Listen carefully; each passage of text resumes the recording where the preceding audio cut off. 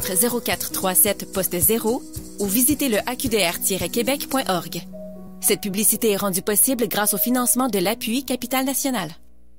Présente pour les personnes aînées de la Capitale nationale, l'Association québécoise de défense des droits des personnes retraitées et pré-retraitées, AQDR, section Québec, est fière de vous présenter Aînés, on vous écoute. Alors, bonjour aux auditrices et aux auditeurs. Je suis toujours là, à tous les semaines, pour vous parler de différents enjeux des personnes aînées. Vous avez vu les services que l'on peut donner à la QDR et je vous invite, si vous avez quelque chose, à appeler au 524-0437 poste 0. On a plusieurs personnes en droit qui sont judicieuses et qui pourront vous guider dans votre parcours. Aujourd'hui, on accueille une infirmière retraitée qui est membre du conseil d'administration de la QDR Québec, Madame Claire Dubé. Madame Dubé, je la connais depuis près d'une vingtaine d'années. Madame Dubé a un parcours fort intéressant. Elle a travaillé dans le milieu communautaire durant plusieurs années et elle a été aussi membre de plusieurs conseils d'administration, dont la présidence de l'Appui Capital National qui s'occupe des proches aidants. Madame Dubé a fait beaucoup de choses. Elle va vous en parler. Alors, bonjour Claire. Bonjour Judith. Claire, on est vraiment content de vous recevoir parce que vous allez pouvoir nous dire là, tout ce que vous avez réalisé, que vous réalisez encore dans la vie. Oui. En fait, j'ai ressorti mon CV. Ah, c'est parfait, ça, Claire. Ça fait quelques années que je n'y étais pas attardée. Et puis quand je regarde tout ce que j'ai fait, je me dis c'est impossible dans une vie faire ça. Mais oui. En fait, ma formation de base, comme tu l'as dit, je suis infirmière retraitée. J'ai fait mon cours à l'hôpital du Saint-Sacrement. Ça vous donne une idée de l'âge que j'ai, de 62-65. Et à ce moment-là, quand on terminait, on avait un diplôme de l'Université Laval qui équivalait à un bac. Et par la suite, j'ai fait un certificat en santé communautaire et un certificat en sexualité humaine. Oh, c'est intéressant. Donc, j'ai mis ces connaissances-là à profit. En fait, j'ai travaillé 3 ans en pédiatrie dans le milieu hospitalier. Ensuite, on m'a offert un poste comme professeur à la crèche Saint-Vincent-de-Paul, mais du côté de l'école de puériculture, les gardes-bébés qui étaient formés à ce moment-là. Donc, j'y ai travaillé pendant 3 ans, mais l'école a fermé parce que les cégeps arrivaient. OK. Et par la suite, j'ai eu mes enfants. Donc, je me suis pas recherchée et l'offre pour travailler dans un organisme communautaire en santé de la reproduction est arrivée et ça m'a plu beaucoup. Pourquoi travailler dans un milieu communautaire? C'est que on a une latitude pour monter des projets, pour faire un tas de choses. D'ailleurs, ça a impliqué, j'ai été 5 ans la Régie régionale de la santé et des services sociaux, l'ancêtre des CIUS, où j'étais là 5 ans, je représentais les groupes de femmes et une année comme vice-présidente. Oh, c'est bien. Ensuite, je suis allée au Réseau québécois d'action pour la santé des femmes pendant plusieurs années, dont 5 ans comme présidente. J'ai été impliquée dans plusieurs études internationales, soit un outil d'aide à la décision sur la ménopause, une étude internationale sur une éponge contraceptive et sur la méthode septothermique, mais couplée avec un ordinateur. Donc, ça fait... Et j'ai travaillé 30 ans dans un organisme qui s'appelait, maintenant il a changé de nom, Service d'information en contraception et sexualité Québec, jusqu'en 2011, moment où j'ai pris ma retraite. Mais j'ai pas arrêté pour longtemps. J'ai continué de donner des conférences sur la sexualité des aînés, la ménopause, les maux de tête et plusieurs thèmes qui étaient demandés par les groupes. Comme tu l'as dit, j'ai fait partie de plusieurs conseils d'administration. Oui. Plusieurs. Il y a la QDR, l'APUI, le Réseau québécois d'action pour la santé des femmes, la Régie régionale de la santé. Et dans mon bénévolat avec les clubs optimistes, j'ai gravi, j'ai fait beaucoup de postes en partant de simple membre en 91 jusqu'à devenir gouverneur en 2006-2007. Ah oui, je me souviens de ça, là. Puis t'étais vraiment bonne, là. Puis quand tu t'es occupée des concours littéraires. Et je m'en occupe encore. Des concours jeunesse, soit l'oratoire ou l'essai littéraire. Puis Charlesbourg, on a eu plusieurs gagnants et gagnantes. Oui. De bourses très intéressantes. Donc, vous voyez, comme tu peux voir, mon parcours est atypique. D'ailleurs, dans les postes occupés par les infirmières, le poste que j'occupais comptait pour 0,05% d'être coordonnatrice dans un organisme communautaire. Ah bon, ça veut dire que c'était pas reconnu, Claire? Oui, j'étais reconnue, mais c'est parce que on n'était pas beaucoup. OK. Qui faisaient le même travail que moi, mais c'était un travail passionnant que j'ai adoré parce que j'avais une idée ou en parlant avec les membres du CA, on avait des idées, puis on pouvait les mettre en marche. Tandis que travailler dans le réseau, c'est plutôt très strict. Tu arrives à 8 heures, tu fais telle tâche, puis là, maintenant que le travail supplémentaire obligatoire, là, c'est moins intéressant. Tandis que dans mon travail, j'ai organisé pendant 20 ans, organisé pas toute seule, là, avec les membres du conseil d'administration, des bénévoles, des colloques qui s'adressaient à des infirmières scolaires. Oh! J'ai organisé des colloques sur la ménopause. J'en ai organisé sur la contraception naturelle. Donc, puis je trouvais ça passionnant. Ça doit? Oui. Puis ça permet de se dépasser. C'est sûr que le salaire est pas à l'avenant. Mais par contre, il y a d'autres satisfactions qu'on peut avoir. Est-ce que les femmes avaient beaucoup de préoccupations par rapport à leur ménopause, Claire? Parce qu'on n'en parle pas beaucoup, mais est-ce que c'est vraiment, là, selon toi, avec tout ce que tu as fait, c'est vraiment une grosse période de la vie? C'est effectivement. Et moi, ce qui me fait un petit peu tiquer, si tu veux, c'est qu'on parle de symptômes de la ménopause. Est-ce qu'on parle de symptômes de la puberté? On parle de manifestations de la puberté.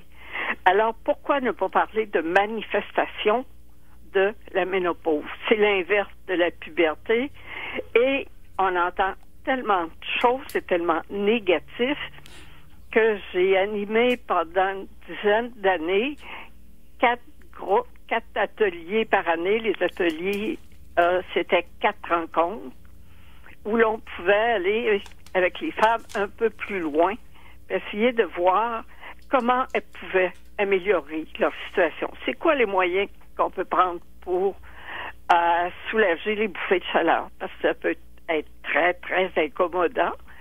Mais les ateliers, c'était des groupes de 12 à 15 femmes, mais c'était extraordinaire. Parce que le contact avec les femmes qui venaient était vraiment, ça m'apportait, je pense, autant que j'apportais aux femmes. Et m'est même arrivé de parler des aspects psychosociaux de la ménopause au Capitole de Québec devant 1500 personnes. Mon Dieu, t'étais une vedette? Donc, quand tu pars, t'es assis à côté de la scène, puis il faut que tu ailles de l'autre côté au lutrin. Tu te demandes qu'est-ce que tu es venu faire ici. Mais une fois comme je possédais bien mon sujet, ça a super bien été.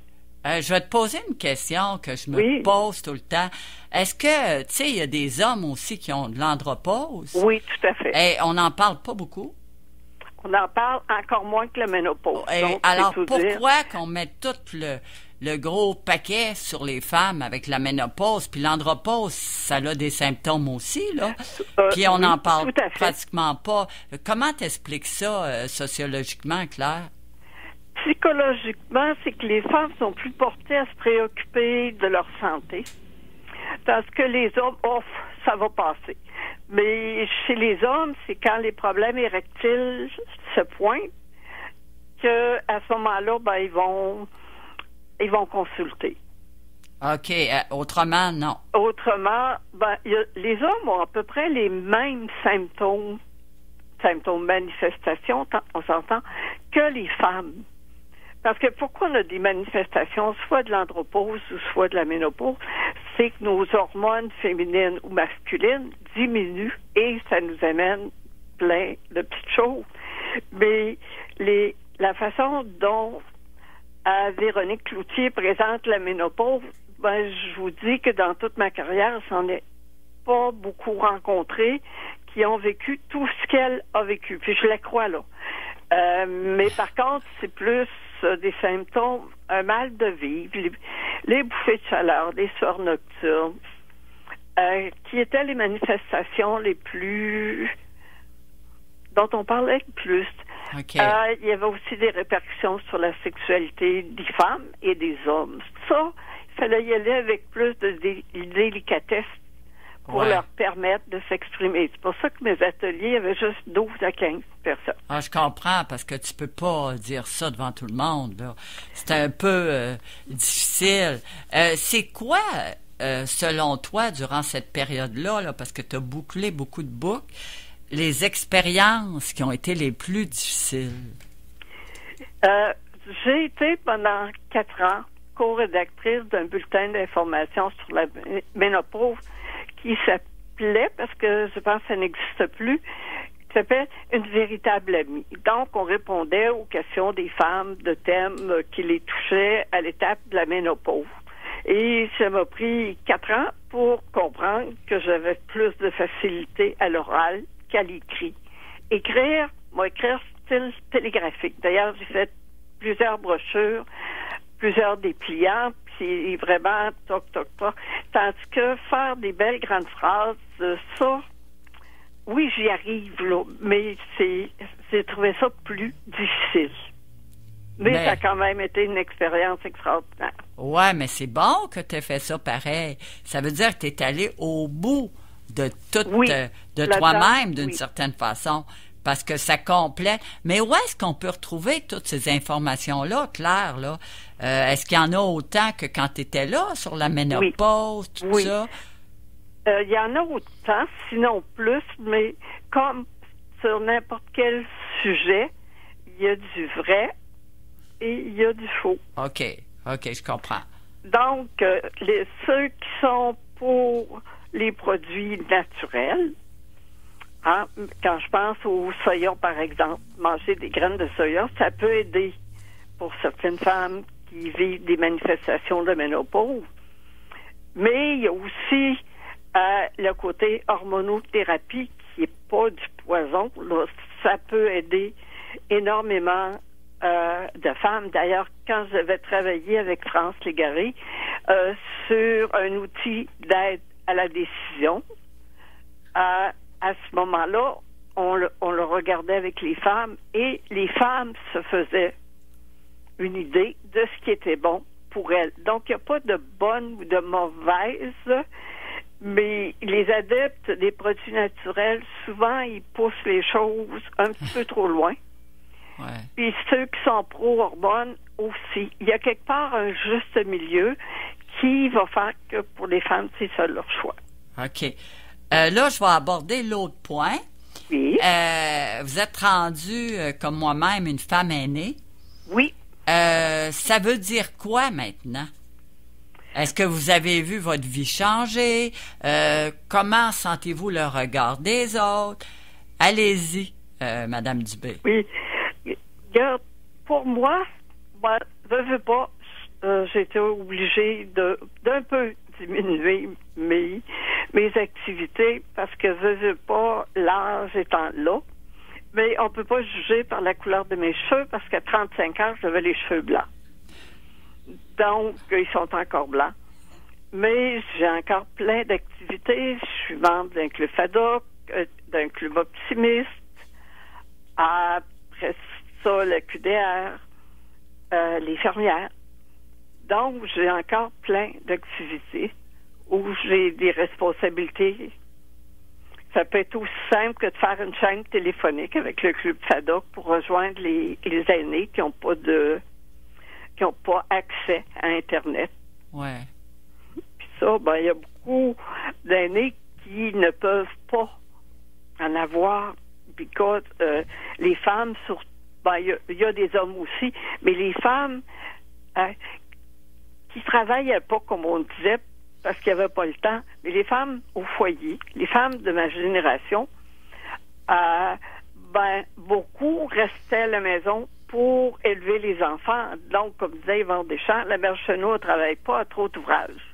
C'est vrai, c'est vrai. Donc, ces femmes-là, actuellement, tout ce qu'elles ont comme revenu, c'est la sécurité de la vieillesse. Puis, beaucoup ont accès aussi au supplément de revenus garantis. Ouais, je comprends. Donc, c'est pas facile pour les femmes parce que Internet, quand on est capable de le maîtriser le moindrement, c'est une source incroyable d'informations. Ah oui, je comprends. Mais comment tu te sens, toi? Est-ce que tu trouves que tu es regardé autrement depuis que tu vieillis? Trouves-tu que les aînés ont une place dans la société? C'est quoi, là, ta vision de ça? Okay. Moi, comme aîné, je me sens bien. Et puis, à part des effets que, regarde, j'arrive à 78 ans,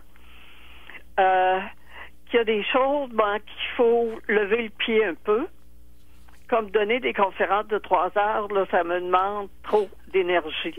Mais un atelier d'une heure, je suis encore capable d'en donner. Parce que, comme je dis souvent, l'intelligence ne part pas avec la couleur des cheveux. T'as raison.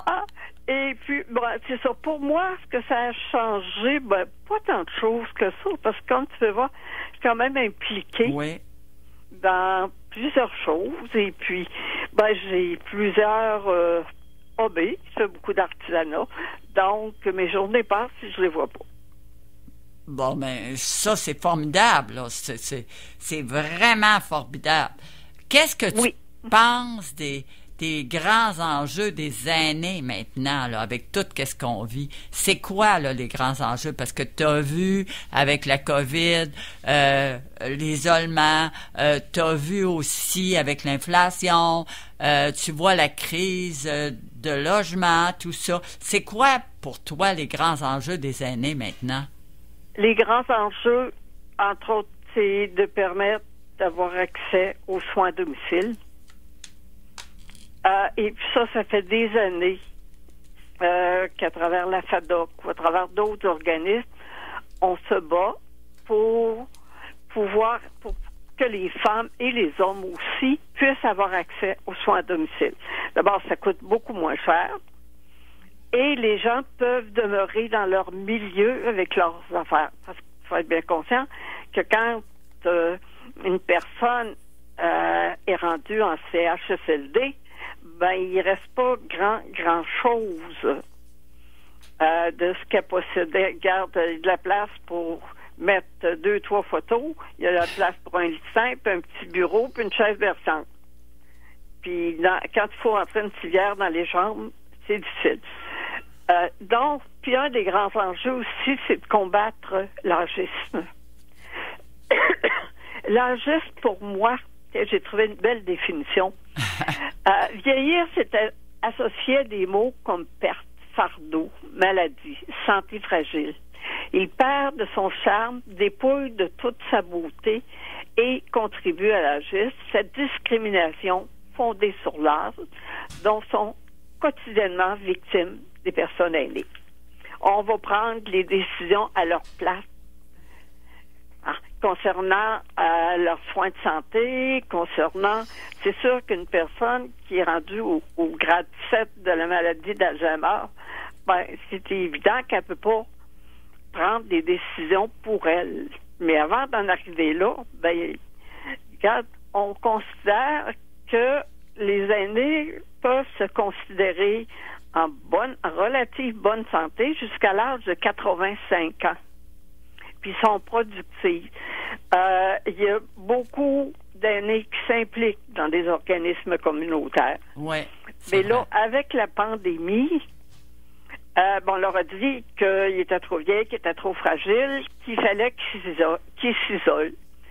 Mais l'isolement, ça a amené beaucoup de fragilité. L'isolement, je peux te parler d'un homme qui avait 99 ans, qui voulait donc atteindre ses 100 ans et qui était dans une résidence pour personnes aînées. Et il était sourd profond. Et à un moment donné, parce qu'il y avait un cancer aussi, l'infirmière allait changer les pansements. Puis un matin, elle regarde le cabaret, elle dit, vous avez pas rien, il n'y avait rien touché. Donc, pourquoi ceux qui ramassaient les cabarets réalisaient pas qu'il n'y avait rien touché? Puis rendu à la cuisine, quand ils vidaient les cabarets, ils devaient se rendre compte puis depuis combien de temps ça durait, incapable de le dire, mais à partir du 10 mars, puis il est décédé début juin, je pense, parce que quand ils l'ont hospitalisé fin mai, il était en déshydratation. Regarde, il y avait de la misère à parler parce que tellement il avait la bouche pâteuse. Ça, c'est un exemple que moi, j'ai vécu. Ouais. Mais l'isolement, les confiner dans une chambre ou un appartement, ça, c'est dur. Ça, c'est épouvantable. D'abord, ils perdent beaucoup d'autonomie. Et tu vois, dans le journal, hier, on parlait de 1297 décès, soit par fracture de la hanche, puis on sait, chez les aînés, la fracture de la hanche, ça amène souvent des complications pulmonaires. Oui. Et puis que pendant 2 ans, on a oublié complètement la santé mentale des aînés. Oui. Puis leur besoin de contact avec d'autres, il n'y en avait que pour la COVID-19.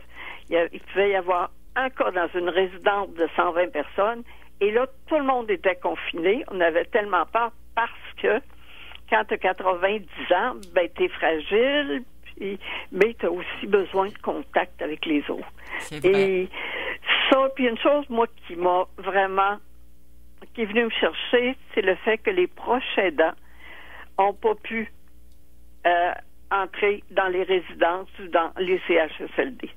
Oui, je comprends. Regarde, ça ne demande pas un cours universitaire pour apprendre à mettre un masque, une jaquette, des gants. Tout le monde est capable d'apprendre ça. Ouais. Et pour les aînés qui étaient hébergés, parce qu'on sait que les personnes qui sont hébergées en CHSLD, je pense que c'est 4h30 ou 5h30 de soins. Donc, c'est des gens qui ont moins d'autonomie, qui ont plusieurs problèmes de santé. Puis le fait d'être privés de contact avec leur famille ou avec leurs proches aidants, peu importe qui était, ça a vraiment été, pour moi, une des conditions qui a fait qu'il y a eu des suicides chez les aînés. Il y a eu beaucoup de détresse psychologique. Ouais. Parce que l'humain, on est des êtres sociaux. On a oublié ça. Tant on avait peur de la COVID, puis qu'il fallait nous protéger contre nous-mêmes. Ah oui, mais il y a eu beaucoup, tu reprends quelque chose qui est fort important. Il y a eu énormément d'experts qui en ont parlé aussi de ça, là, de cette situation-là. Fait que c'est très bien de le redire. On le redira jamais assez. Oui. Parce que nos aînés, puis même dans les résidences, là, les RPA, résidences pour aînés, il y a des résidences là, qui sont très bien cotées, d'autres un peu moins. Personnellement, je ne sais pas lesquelles je choisirais, parce que j'ai entendu, dans le temps que j'étais au CA de l'appui, là, des histoires d'horreur qui se passent dans des CHSLD, dans la région, dans les résidences, là. Je parle pas des résidences là, de Saint-Meumeux, je parle des résidences dans la ville de Québec. Mais non, je sais, là, c'est vraiment une situation là, qui est très difficile. On reprend parce qu'il nous reste juste quelques minutes. C'est vrai, Claire, j'ai de la jaundisse. Ah ouais, mais t'es tellement intéressante. Écoute, on apprend beaucoup avec toi. Les soins de santé aux aînés, est-ce que tu trouves qu'on en donne suffisamment, qui sont adéquats? Parle-nous-en un petit peu, vu que tu es infirmière. Non. Les soins de santé, c'est... d'ailleurs, tout le secteur qui concerne les aînés, c'est un secteur qui a été très, très négligé. Ouais. Et puis quand on a transféré, la grosse erreur qu'on a fait au début de la pandémie, c'est de prendre les personnes aînées qui étaient à l'hôpital puis de les transférer dans les CHSLD. Parce qu'on disait, eux autres, ils ont des profils, là, puis ils savent quoi faire en cas de pandémie. Mais là, avec toutes les informations qui circulaient, tout aussi épeurantes les unes que les autres, ça a été vraiment désastreux. Alors, on entend des histoires d'horreur, mais c'est sûr que c'est pas tout le monde qui a vécu ça, mais tout le monde a vécu le confinement, a vécu l'isolement. Puis quand tu es isolé, tu n'as pas de contact avec personne, puis il manque de personnel, c'est épouvantable. Donc, les soins même les soins de base étaient négligés. Quand on parle de nursing time, c'est d'hydrater, de faire manger, de laver, de changer les pantalons d'incontinence. Ça, on appelle ça un soin de base, puis d'humecter les lèvres avec la glycérine, par exemple, pour éviter que les lèvres s'assèchent trop. Claire, on va être obligé de la bouche aussi. On va être obligé d'abréger Oui. parce que le temps nous manque, mais c'est fort intéressant. Puis je remarque ton engagement, ta lucidité aussi face à tout ce qui se passe au niveau des aînés. Puis je te remercie énormément là, d'avoir fait cette rencontre-là avec nous. Ben, je te remercie de m'avoir invité. C'est sûr que j'ai pas le parcours de l'infirmière qui commence dans un département de chirurgie, puis qui termine sa carrière 40 ans plus tard, toujours au même département de chirurgie. Moi, je n'aurais pas été à l'aise là-dedans. OK, ben alors merci beaucoup. OK, salut. Bonjour. Merci. Bye. L'Association québécoise de défense des droits des personnes retraitées et pré-retraitées, AQDR, section Québec, est fière de vous avoir présenté Aînés, on vous écoute. Pour connaître tous les services offerts, visitez le aqdr-québec.org ou encore téléphonez au 418-524-0437, poste 0.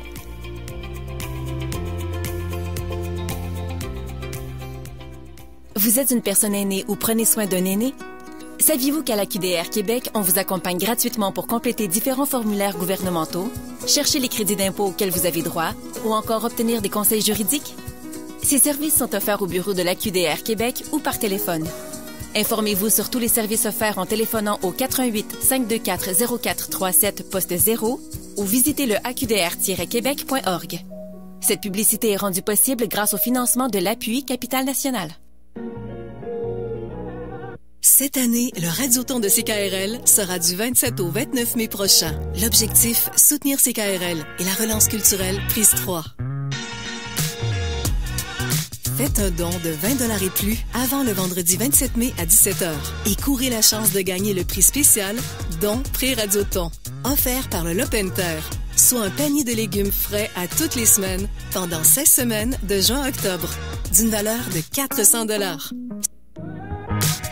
Soyez solidaires en contribuant financièrement au développement de votre radio communautaire.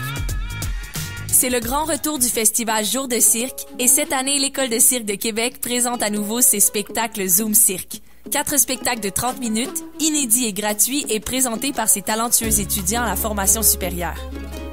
Pour en profiter, rendez-vous au centre d'achat Fleur de Lys sur la scène du parc près de l'entrée 2 du 16 mai au 4 juin et venez vivre d'incroyables spectacles d'équilibre et d'acrobatie aux thèmes pétillants qui raviront toute la famille. Horaires et informations détaillées à retrouver au jourdecirque.ca. Jour avec un S. C'est enfin le retour des sourires. De tous les sourires. Le sourire timide, le franc, le fendu jusqu'aux oreilles, le poli, le crispé, le complice et le doux. Parce que le port du masque n'est plus obligatoire au Québec, sauf dans les transports collectifs, dans les établissements de santé et durant les jours suivant votre isolement si vous avez eu la COVID-19. Si vous en sentez le besoin, portez-le sans hésiter et faites-le avec le sourire. Un message du gouvernement du Québec. Robin des Bois, Batman, James Bond, Jack Sparrow, Spider-Man. Le concert Hollywood de l'Orchestre symphonique de Québec fait revivre ces héros fantastiques. Rendez-vous le 30 septembre ou le 1er octobre prochain au Grand Théâtre de Québec. Hydro-Québec, partenaire des saisons. Midi Jazz.